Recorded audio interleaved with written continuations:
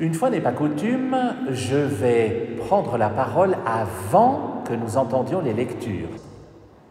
C'est la fête de la Trinité. Donc vous imaginez bien que l'Église nous propose un texte qui parle du Père, un texte qui parle du Fils et un texte qui parle de l'Esprit. C'est logique, n'est-ce pas? Et tous les trois vont se retrouver ensuite dans l'Évangile.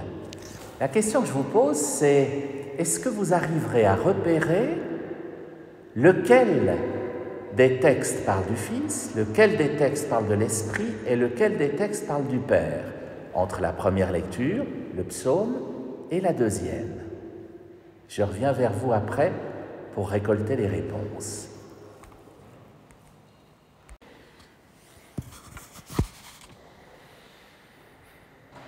Alors, chers amis, avez-vous repéré? Il y avait quelques indices, mais il y a aussi des pièges. Le plus simple, c'est de commencer par le texte qui concernait le Père, le Créateur. Est-ce que vous avez repéré s'il s'agissait de la première lecture, du psaume ou de la deuxième? Le psaume, ça paraissait assez évident. « Ô Seigneur notre Dieu, qu'il est grand ton nom, avons-nous chanté, à voir ton ciel, ouvrage de tes doigts. » C'est pas l'Esprit qui a créé le ciel, c'est pas le Christ non plus. Donc, la lune, les étoiles que tu fixas, tout ça, ça fait référence au Père créateur, bien sûr. Pour le Fils, il fallait tendre un petit peu plus l'oreille, mais il y a une lecture qui parlait explicitement de notre Seigneur Jésus-Christ, et c'était la première ou la deuxième? Eh bien non. Ce n'était pas la première, vous n'avez absolument pas entendu parler du Christ dans la première lecture, et pour cause. La première lecture provient de l'Ancien Testament, du livre des Proverbes, et on n'y parle pas du tout du Christ. On parlait de la sagesse dans la première lecture. Oui. Vous me direz, ça nous fait une belle jambe, c'est quand même ni le Père, ni le Fils, ni l'Esprit. J'y reviens. C'est la deuxième lecture qui parlait du Christ. « Frères, nous disait Paul, nous voici en paix avec Dieu par notre Seigneur Jésus-Christ. » Vous l'avez entendu, ça? Si. Lui qui nous a donné par la foi l'accès à cette grâce dans laquelle nous sommes établis, tout ça parlait du Christ. C'est donc la première lecture qui parlait de l'Esprit. Et alors là, ça demande d'apprendre peut-être quelque chose. Parce que la première lecture était entièrement au féminin et parlait de la sagesse. Le Seigneur m'a faite pour lui. Avant les siècles, j'ai été formée. C'est au féminin. Quand les abîmes n'existaient pas encore, je fus enfantée. C'est au féminin.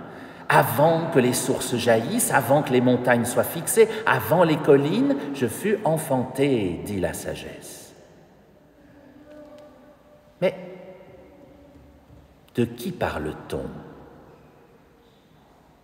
Quelqu'un qui était là avant la création du monde, avant la formation des collines, avant même que le Seigneur n'ait fait le ciel et la terre, disait le texte.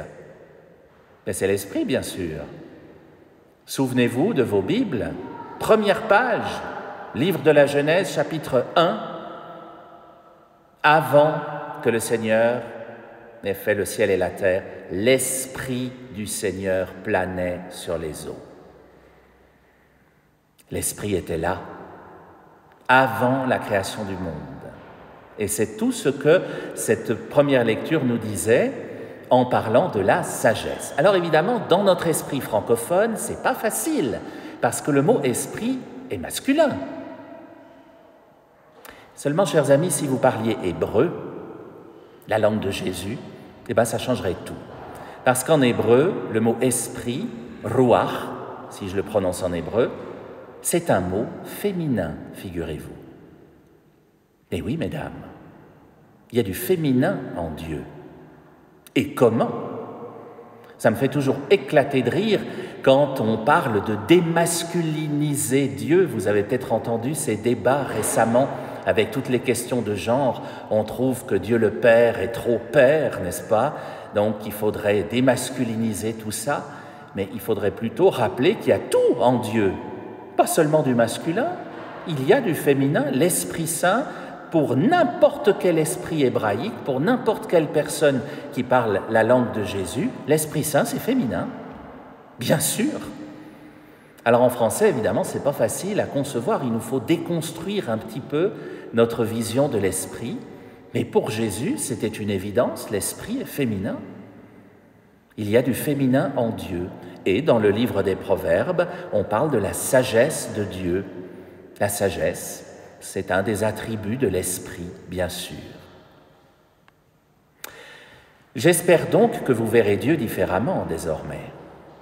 Un Dieu en 3 personnes, mais qui ne sont pas que 3 personnes masculines. Au fond, de masculin, il n'y a que le Fils.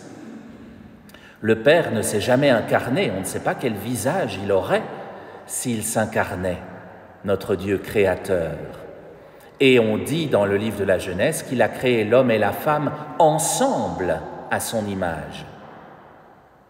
Ce n'est pas l'homme qui est à l'image de Dieu, ce n'est pas la femme qui est à l'image de Dieu, c'est l'homme et la femme ensemble qui sont à l'image du Créateur. Il y a peut-être donc bien les deux dans le Créateur, et le féminin dans l'esprit, et le masculin dans le Fils. Parfait équilibre. Ça ne nous étonnera pas. Mais ça vient bousculer un petit peu nos conceptions habituelles de la Trinité, n'est-ce pas? Si vous préférez garder une autre image beaucoup plus simple, je vous la donne aussi. Elle vient d'un de nos assistants pastoraux. La Trinité, dit-il, c'est comme le soleil. Le Père, c'est l'astre. Le Fils, c'est la lumière que l'astre envoie vers les hommes. Et l'Esprit, c'est la chaleur qui est ressentie. C'est une belle image aussi, encore plus simple. Gardez celle qui vous conviendra, mais surtout, ne vous laissez plus jamais dire qu'il n'y a pas de féminin en Dieu. Il y en a.